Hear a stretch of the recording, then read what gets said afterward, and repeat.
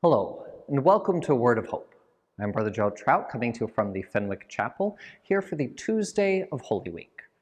And when I first read through the readings today, to be honest, I found them a bit jarring.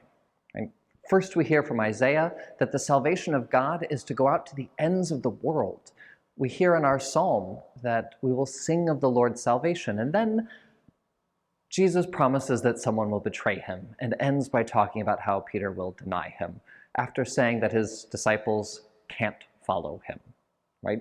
Where he is going, they cannot yet follow him. What are we to make out of this? Well, on one hand, this is what Holy Week always brings to us, that sin and salvation are not two separate stories. This is one story, and you cannot get resurrection without the death of Christ. That in fact, that's how this story goes, that it is into the sin of our lives that Christ enters to bring redemption. Which sounds lovely until you are told, you can't follow me. And in fact, you're going to deny me before you will follow me one day. I think that must have been a really painful thing for Peter to hear, and then an even more painful thing to happen later that night. But it's something that's really true for each and every one of us. Right? We have this promise of salvation. We have this hope of laying down our lives for Christ, of making all of our life a seeking after God. And as soon as you're really committed to that, you're faced with the realization that I'm going to mess it up at many different points.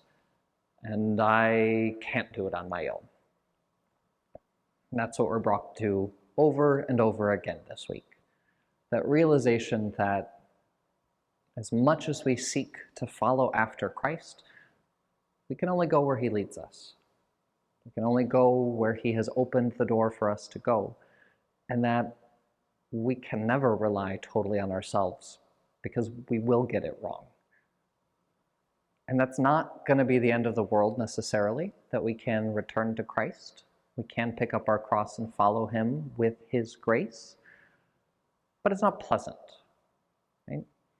So I guess the task for our hope this week is to make sure that it's real, to make sure that my hope really is grounded in the promise of Christ, not in the conviction that I'm going to get it all right, because I won't, but in the promise that through death, I will be able to sing of salvation, that through the miseries and failings of this life, real life will enter in. That is our only real, true hope. Take care. Have a wonderful day, and God bless.